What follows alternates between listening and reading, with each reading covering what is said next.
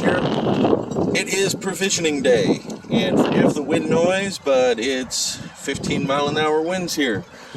The weather is just starting to warm up, but we've got wind. So today is provisioning day, and that is what I'm doing. I have just returned from the store with hopefully a month's worth of food, but knowing the dread Pirate Mustache, it's probably only going to be a couple weeks, but regardless, it is enough to start off.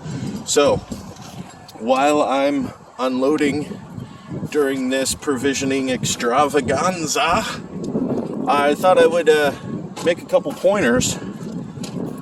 So, I'm using the trailer because you never know when a dock cart's going to be available if you have a dock cart, and if you're anchoring out and dinging ashore, this wagon is invaluable. Secondly is the use of reusable bags, and if you can get one, a thermal bag. These are important for a couple reasons. Number one, usually the cheaper stores like Aldi and such, they don't give you bags. You have to provide your own bags. So that's one reason why I carry 8 bags. But number two, like the thermal bag, especially if you're biking or walking to the store or something, it's going to keep the meat and stuff that you get cold longer. And reusable bags, well, they're not just useful for groceries, so you never have to worry about it.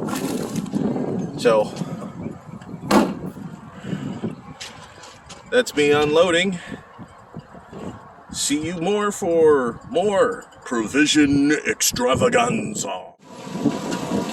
Hey, welcome back to the Dread Pirate Mustache provisioning extravaganza.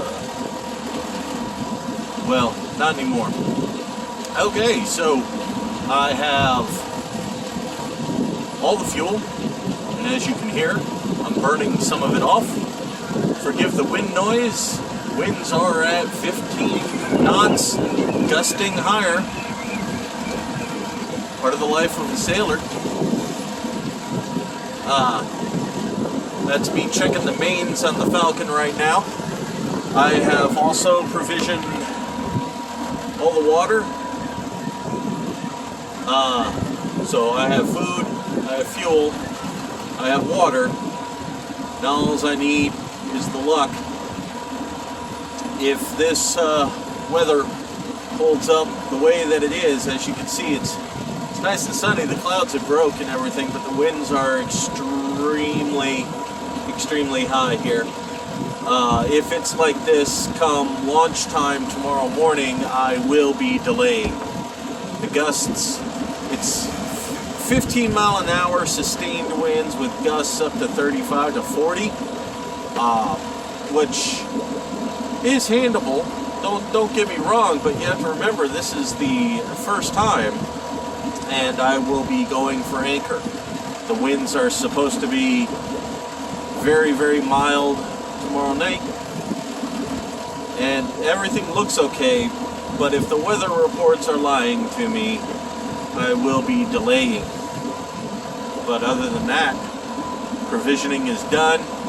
I'm just straightening the Falcon right now, trying to get the load balanced, because believe it or not, you can't just cram a bunch of stuff into a boat.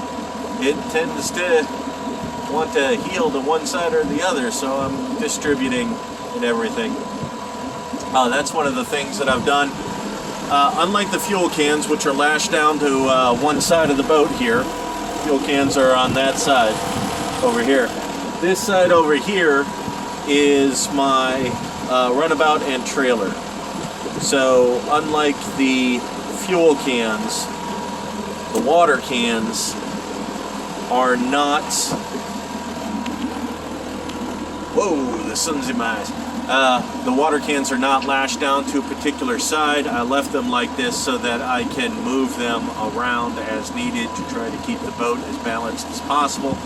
As fuel is consumed, the water cans will be moved to and fro. never had this much weight aboard her before. A little nerve-wracking. Usually I have to be in the boat, sitting back here by the engine in the tiller, in order for the engine to be actually low enough in the water for the intakes to suck water up and cool it. Which is also why I've never run the engine for very long, just sitting here. However, being completely off the boat, the engine was perfect depth because of the sheer amount of weight involved here. So I have the propane tank lashed down, so I have propane fuel for heating. I have my 3-gallon tank connected to the outboard. I have 25 gallons of gasoline on board hanging off the side of the boat. Actually, let me show you. Let me see. Yep, there they are. That's all the fuel on board. And according to my calculations for burn rates, that should be almost a week's worth of fuel. So that's quite impressive. I have stocked well, thanks to my refrigerator there. The ice box on board is not used as a refrigerator. It is actually used as a pantry, thereby increasing my dry stores. I think it's a month's worth of food, but to be honest with you, it's probably only more than a couple weeks. We'll see how it plans out. I mean, I went to one of the cheapest grocery stores that you possibly can, Aldi, and still spent $93. That's a lot of money. I also had to make special trips out to other stores. I actually wound up having to go to a Staples to swap out the CO2 tanks for my soda maker. So I have soda making on board, because Dread Pirate Mustache doesn't drink just plain water. Dread Pirate Mustache drinks soda, and he makes it. So that's the provisioning. The Falcon looks like a gypsy mobile. But provisioning's done, and we're all set for launch tomorrow morning, hopefully.